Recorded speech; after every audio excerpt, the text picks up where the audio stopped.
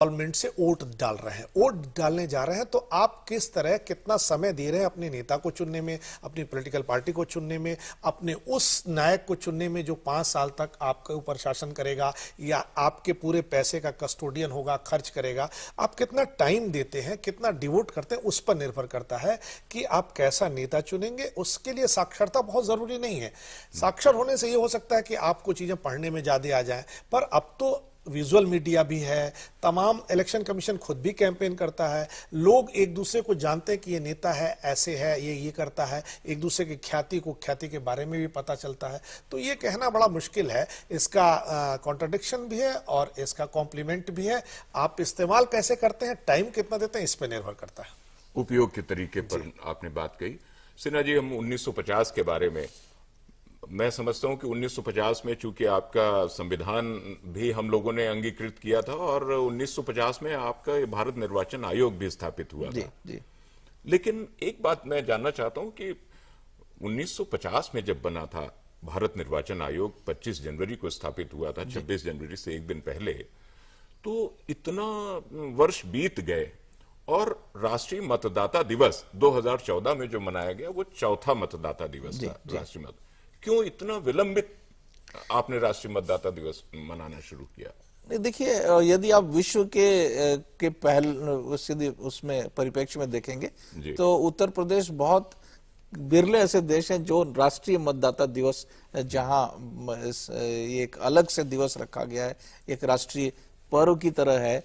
और इसकी स्थापना जब की गई थी, जब 60 साल पूरे हुए थे, और उसके बाद ये लगातार एक नया कॉन्सेप्ट था। जब ये कॉन्सेप्ट हुआ कि वोटर को भी अपना एक प्राइड होना चाहिए, उसको गर्व होना चाहिए अपने मतदाता होने का, उसको ये भी महसूस होना चाहिए कि ये हमारी एक बड़ी जिम्मेदारी है, एक हमारे अधिकारी नहीं है, एक बड़ी जिम्मेदारी है, और एक संकल्प लेना चाहिए कि जब भी चुनाव होगा तो वो मतदान जरूर करेंगे। इस बात को देखते हुए कि जागरूकता की पहल की आवश्यकता है, मुझे लगता है कि राष्ट्रीय मतदाता दिवस को मनाने की, बनाने की, सेटअप करने की जरूरत महसूस हुई। और आप उसके भी कॉन्टेक्स्ट में भी देखें कि उसके बाद से लगातार जो विभिन्न प्रदेशों में चुनाव होते रहे हैं, वो व्यवस्थाएं बेहतर होती गई हैं, चुनाव वोट का परसेंटेज बेहतर होता गया है, एक वोटर्स एजुकेशन में इन्वॉल्वमेंट आम जनता का और संस्थाओं का बढ़ता गया है। तो ये राष्ट्रीय मतदाता दिवस जरूर, मुझे लगता है कि और पहले हो जाता तो बहुत अच्छी बात थी। योगेश मिश्रा जी, एक सवाल ये बनता है कि फोटो लगाना मतदाता के पहचान पत्र में, और ये काम माना जाता है, विदेश में भी कई देशों ने ये स्वीकार किया कि ये काम बहुत ही खर्चीला काम है, लेकिन हमारा देश तो उतना अभी आर्थिक रूप से समृद्ध नहीं है, इतना खर्चा बियर करना क्या मुनासिब था?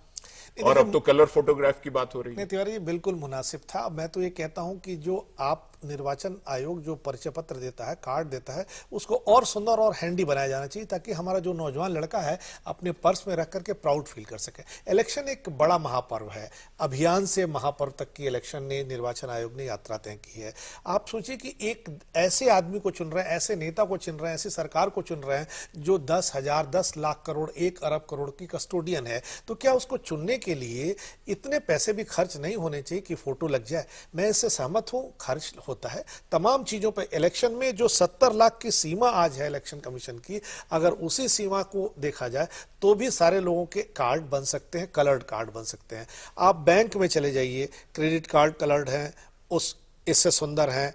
आप किसी जगह जाइए, आपको कोई कार्ड इलेक्शन कमीशन के कार्ड से खराब दिखे तो आप कह सकते हैं कि महंगा होगा। जब सारे लोग इससे महंगे कार्ड इस्तेमाल कर रहे हैं, तो आखिर इतने बड़े पर्व के लिए जो सरकार चुन रही है, जिसके लोग सरकार चुन रहे हैं, जो देश का भविष्य तय करेंगे, ये बहुत छोटा सवाल है, बहुत छोटी सी बात है कि पैसा खर्च होगा। पैसा और खर्च किया जाना चाहिए। मैं मानता हूं और सुंदर कार्ड होना चाहिए और हैंडी होना चाहिए, लड़के उसे पर्स में रखें, और जितना वोट देके प्राउड फील करते हैं, जैसे इलेक्शन कमीशन कहता है आई प्राउड, हाँ, तो उन्हें कार्ड को भी रख के प्राउड फील करना चाहिए कि हमारा कार्ड जो है वो दूसरे बैंक के कार्ड से, क्रेडिट कार्ड से, तमाम कार्ड से सुंदर है।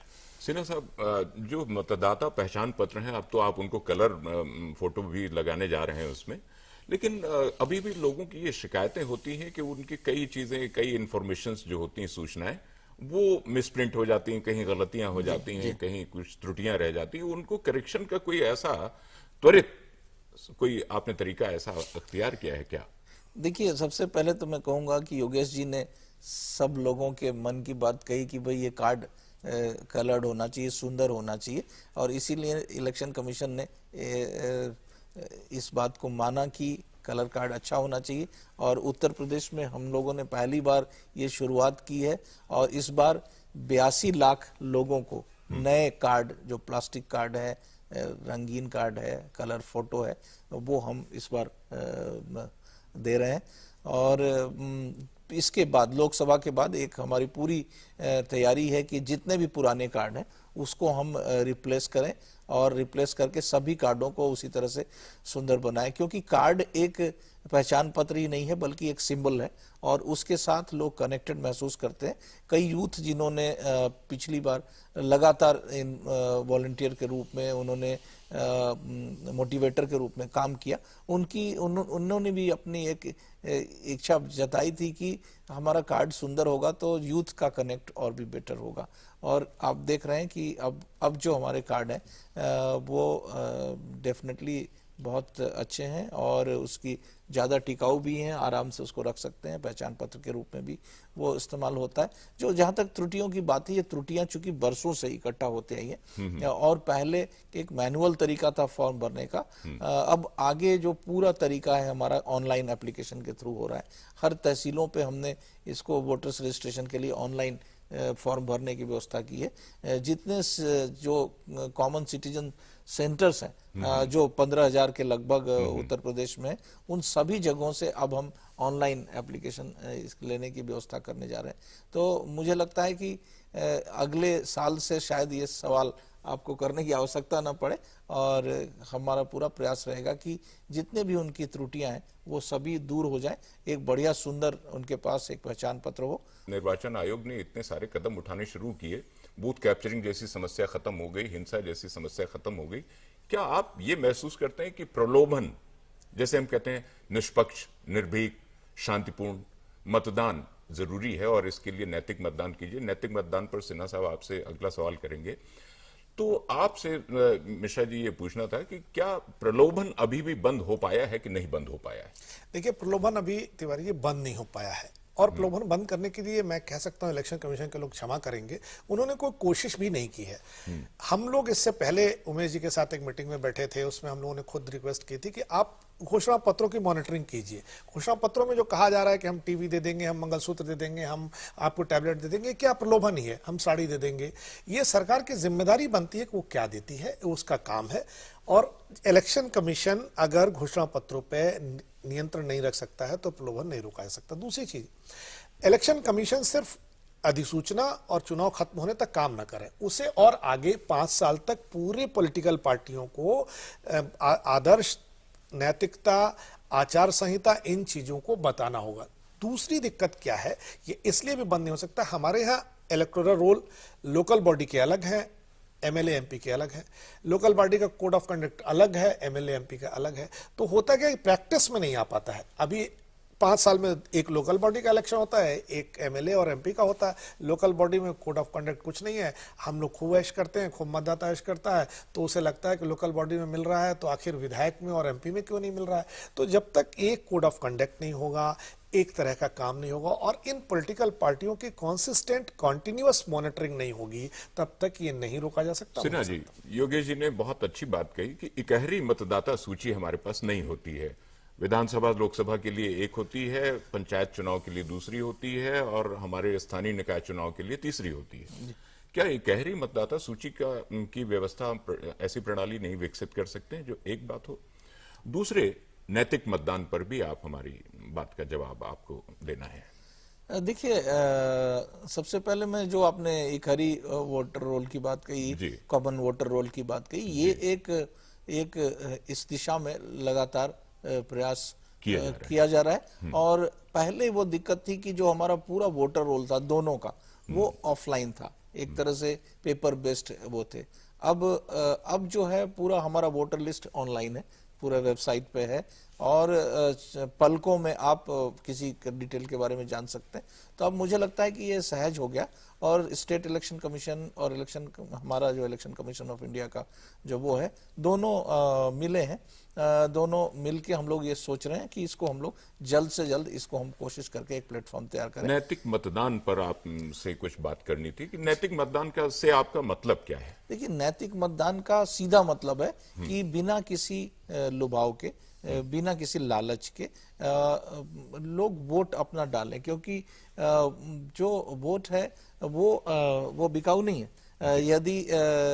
यदि वोट का कोई खरीद के वोट लेना चाहता है तो वो कहीं ना कहीं वो जो है उसके भविष्य के साथ खिलवाड़ जरूर उमेश जी, करेगा। क्या नहीं लगता है कि ये जो पॉलिटिकल पार्टियां घोषणा पत्रों में ऐलान करती हैं वो नैतिक मतदान के आपके स्लोगन और आपके कमिटमेंट को प्रभावित करता है? तो उस पर क्यों नहीं आप लोग रोक लगाते हैं? देखिए, उसके लिए जो माननीय उच्चतम न्यायालय के द्वारा जो एक डिसीजन लिया गया था, उसके तहत इलेक्शन कमीशन ऑफ इंडिया को एक डायरेक्शन दिया गया था कि वो उसका एक पूरा गाइडलाइन तैयार करें, और इलेक्शन कमीशन ऑफ इंडिया ने एक पूरा गाइडलाइन तैयार किया है, वो दिया है, और ये अपेक्षा है कि सभी पॉलिटिकल पार्टीज उसको फॉलो करेंगी और उसी के अनुरूप अपने मैनिफेस्टो को लाएंगी, ताकि जो स्पेशली फ्रीबीज के ऊपर जो बात हुई थी उन गाइडलाइन के तहत ही जो अपने मैनिफेस्टो है उसको बनाएंगे। सिन्हा जी, एक सवाल योगेश जी ने बहुत अच्छा किया कि एक रेगुलर मॉनिटरिंग और पूरे 5 साल की मॉनिटरिंग होनी चाहिए,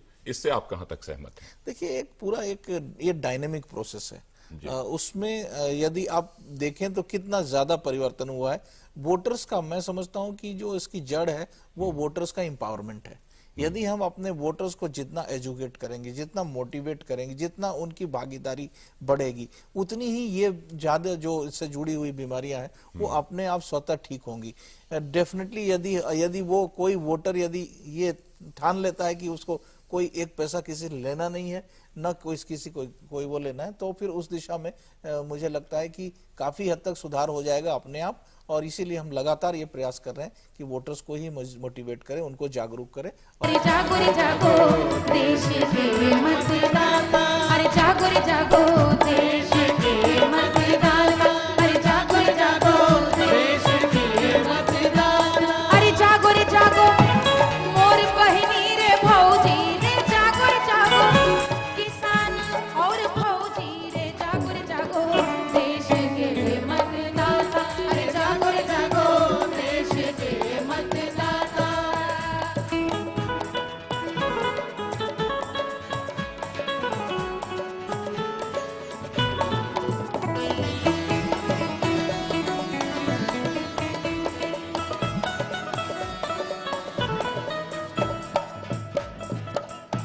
मतदाता इस देश की शान है, लोकतंत्र इस देश की पहचान है।